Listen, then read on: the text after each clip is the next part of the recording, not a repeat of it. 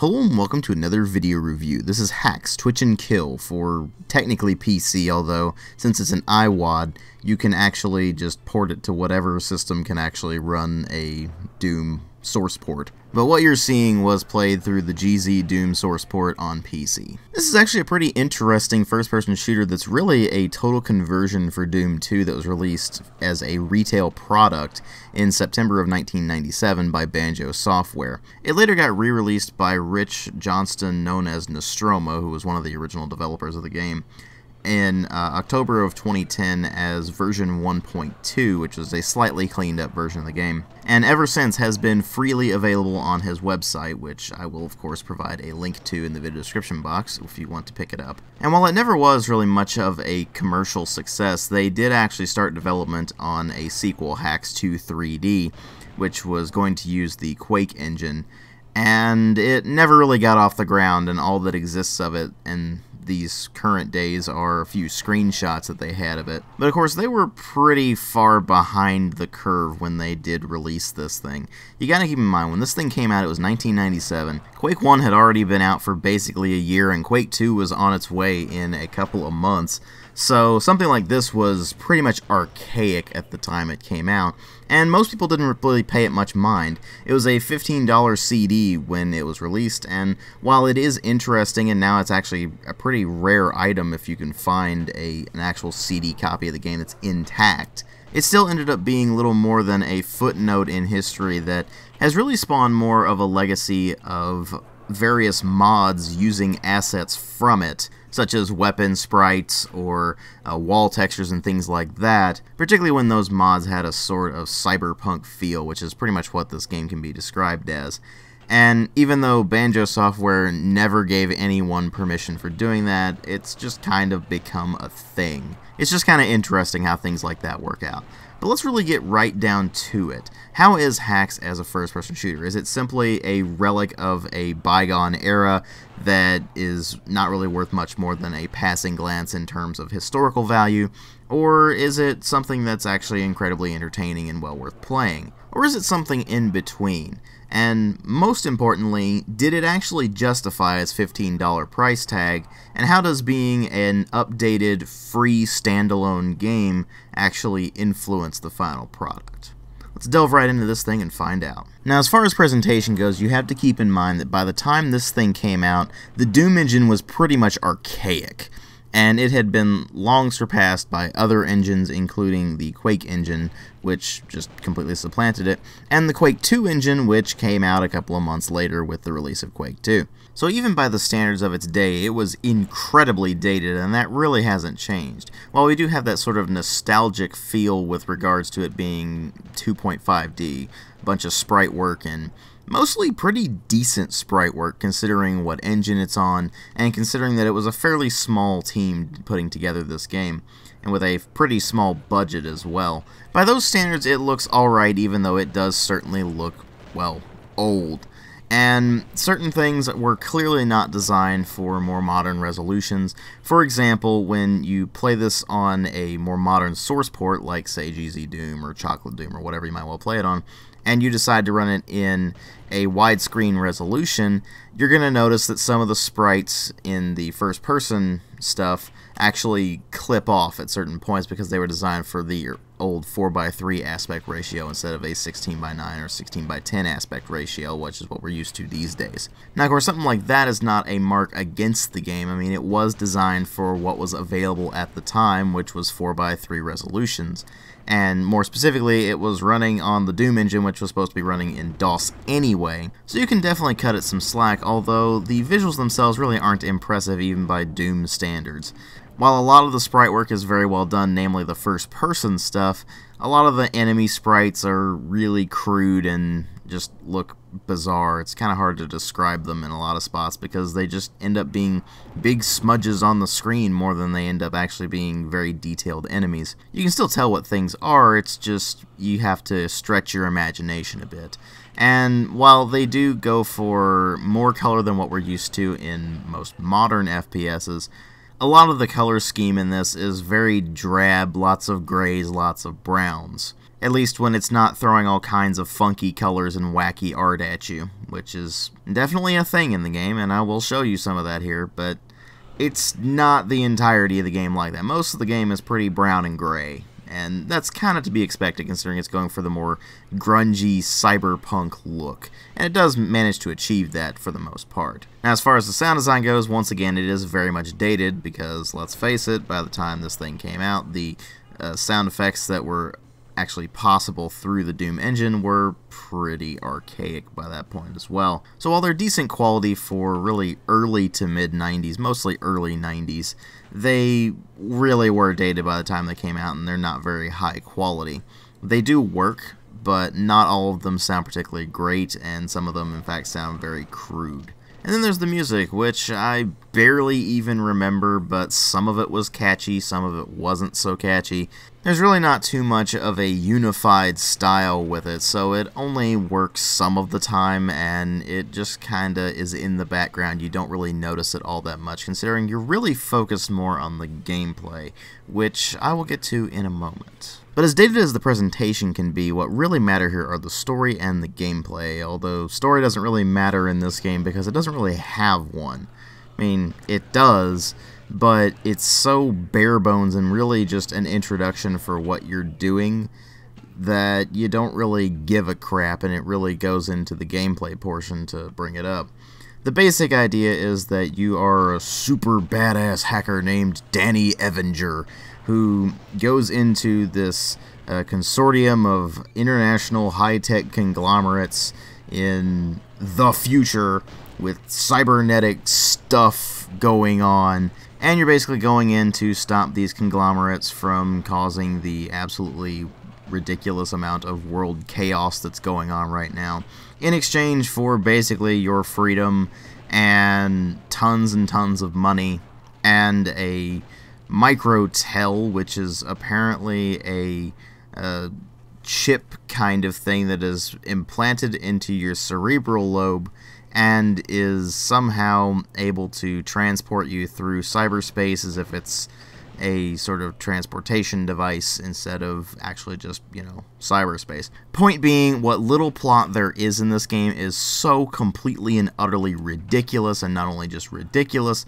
but downright terrible that you don't care what's going on. What really matters here is the gameplay, which is basically Doom reskinned with some slight changes here and there. To give you an idea, the chain gun from Doom has been replaced with an Uzi that whenever you stop firing it, it goes into a quick reload animation, and you continue firing after that if you wish.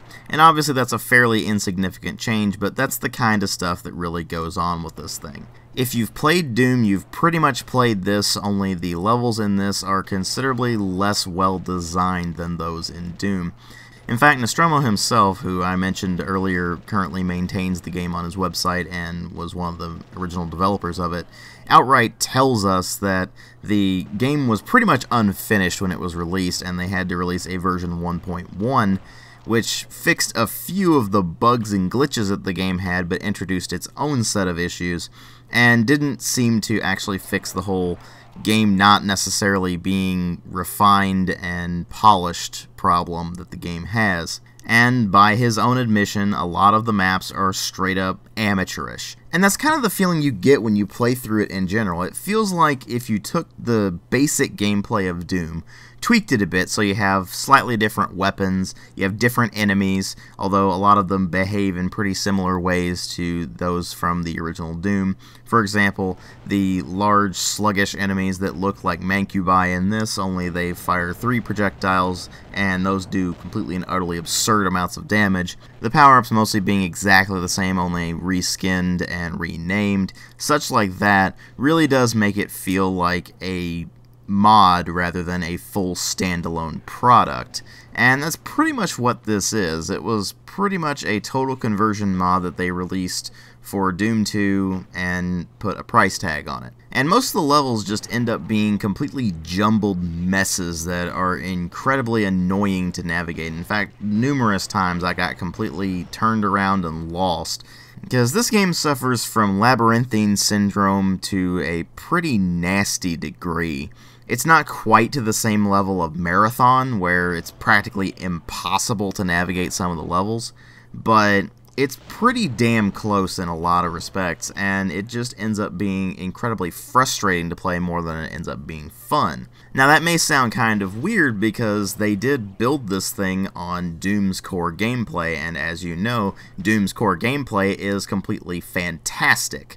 So how did they screw it up? Well, most of the level design, like I've mentioned already, making it just a complete chore to try to navigate the levels and try to figure out exactly what the hell you're doing. But also the rather punishing difficulty. If you put this thing on the medium setting or higher, it will just start smacking you around with basically a baseball bat in terms of its difficulty. Enemies end up doing absolutely absurd amounts of damage, even from level 1, and the further you get into the game, the more BS the enemies get. It starts introducing things like these self-destructing droid things that hover around and are rather hard to spot sometimes because they tend to float above you, and when they get close enough to you, they start doing melee attacks, but if you destroy them, they actually blow up in your face and cause a ridiculous amount of damage, and it loves throwing a lot of those at you at once. In fact, in general, it really likes throwing enemies at you that when you kill them, they actually blow up in your face instead of just simply collapsing in a heap,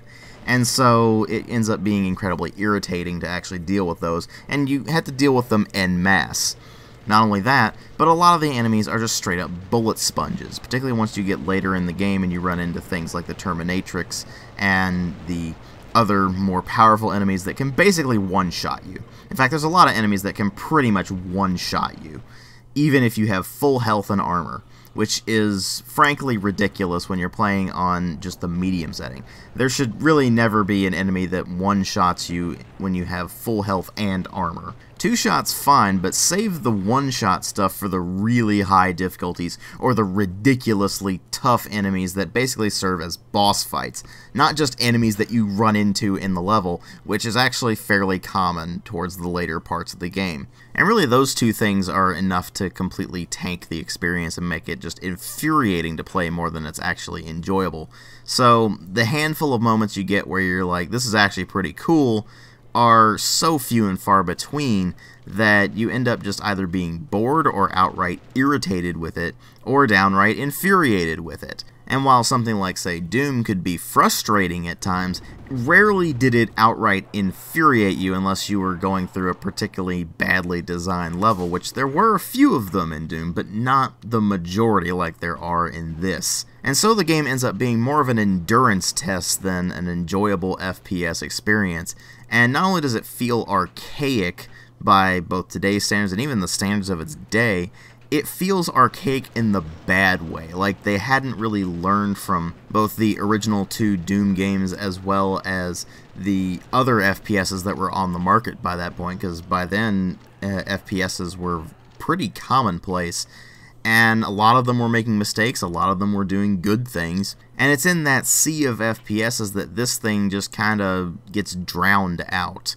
There's a reason it didn't do well commercially. Obviously, it didn't exactly appeal to people at the time simply because it was extremely outdated, but it's more than that. The game itself just isn't very good, and if it were released several years prior to when it actually came out, I might be able to cut it some more slack, but this thing came out in 1997. We had had some utterly fantastic FPSs by that point, and if this thing were released, say, closer to the original Doom or even Doom 2, it would have fit more into the meh level of FPSs. But taking into account when this thing was released, it's not only just an old school FPS, it's an archaic old school FPS.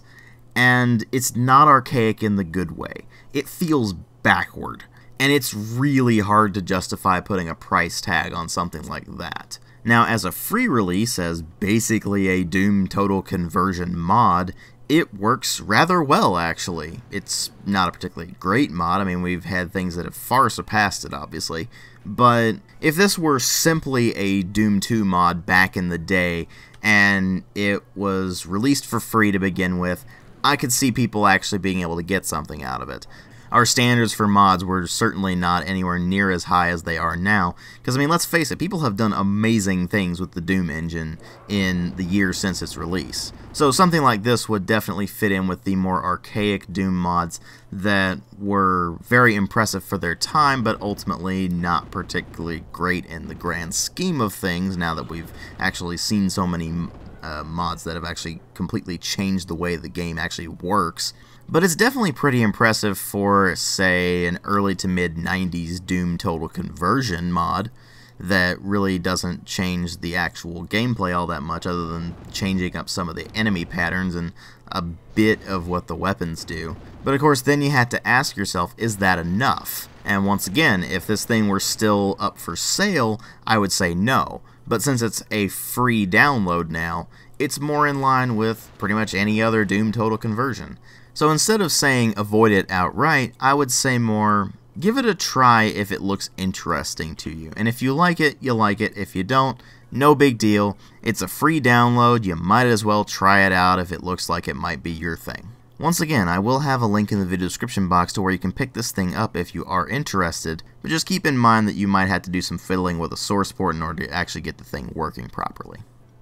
Thanks for watching.